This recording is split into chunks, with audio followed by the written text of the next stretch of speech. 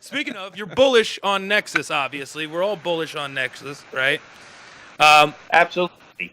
Something with such ambitions and the technology backing it, why wouldn't you be bullish? I mean, I've always been bullish on Nexus ever since the day I came to it. Of course. Like that's why I came to Nexus. I'm like, wow. Like, I mean, I think people underestimate my ability because I come off as, this libertarian anarchist asshole. Okay. Ain't nothing wrong with that, bro. No, we like it. Well, yeah, but and I Yeah, you guys like it. I've had to tune that in over the years, so my free speech was kind of muted a little bit. But I do have the ability to read code and understand code. And when I invest, I actually go into GitHubs and I actually read the code. Mm-hmm. And I like to know the history of things I invest in. When it came to Nexus, I looked at the code. I mean, and I compared it with, Bitcoin, and I compared it with Peercoin. And I'm like, wait a second, there's a lot more here than, meets the eye. How'd you find out about Nexus, though? When'd you first hear about it? Okay, what happened was, basically, Preston and I, P. Diggity. we were invited to take over a community project that was abandoned, and it was called Security Coin.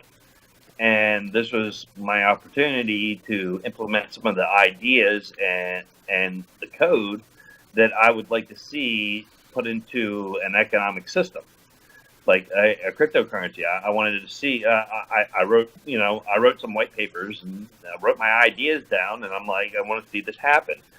So we started working on it.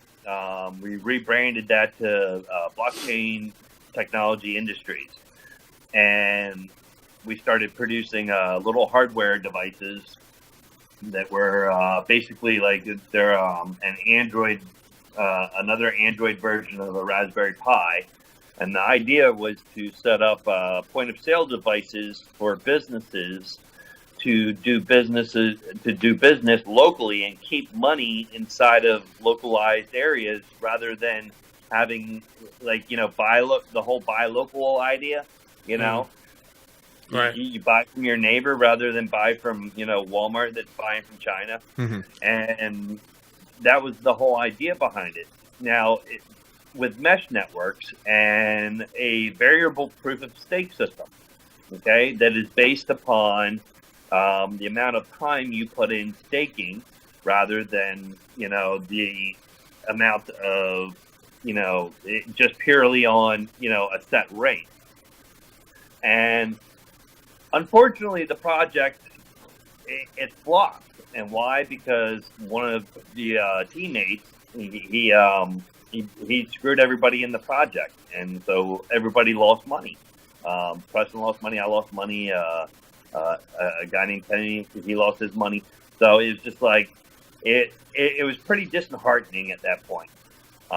Meanwhile, I was involved in some other community projects like the Horizon coin, which was a clone, basically just a clone. You can read the code. It's just a clone of NXT, and it was an asset exchange. So I was experimenting with the economics of everything, and I kind of really my involvement in that was I made the new dev team that took over that project. I made them pretty angry because I exposed what they were doing on the blockchain by sharing it with everybody in the community, by following their transactions, which was nice, not truthful.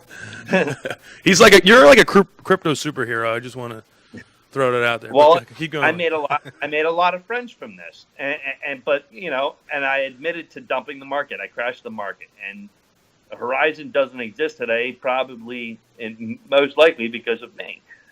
And I had no issue doing that because the team was a lying team. They took it over from somebody that wasn't too good of a person to begin with. I mean, all these. Hello. Uh-oh. Keith, no, you're frozen in time. There you are. You're coming back. What in the world? We're losing. Excuse you, me. Yeah, we're losing you. Hold on a minute. We're losing you. I'm going to dance while we get this situated. You got me? Yeah, you're we got you. All right. Good. We don't have to watch that dancing anymore. All right, good. Continue. All right, continue. Proceed. So a lot of good people lost money in that project, and I came to Nexus. What it really boiled down to was Preston went to Nexus first, and he kept on inviting me and saying, "You got to come to Nexus. You got to come to Nexus. This is what we need. This is where we're going." And I just kept on blowing it off because I basically crypto broke my heart and broke my bank account, and I was just like, I wasn't even like trying. I was investing my own money in the project, and the project was flopping. I was losing money. So eventually, he was like, "Look, man, just look at read the white paper, read the code, Keith, and talk to Colin." So I start like going through everything. I'm going through the Bitcoin talk, and then I noticed something. Colin took the variable proof of stake that we couldn't get to work on BTI, which was security coin, and he made it work with Nexus. And I was like, this is beautiful. Like because like I talked to Colin when we were part of BTI, and the idea was to kind of like absorb our project into Nexus to begin with. Okay. And it didn't pan out because of the one crooked party that was in my project. So it didn't pan out, but essentially Colin was like, "Fuck it, I'm taking some of this shit anyways, and adding it to Nexus." But he didn't take any of our code because our code didn't work. Our code would cause forks and shit because there was nobody with the ability to actually code it. Colin was able to code it, and he made it work. So that was the first time I was sold on it. I was like, I really have to dig deeper. And like I am, I dig deep into everything, and I really dug deep into Nexus.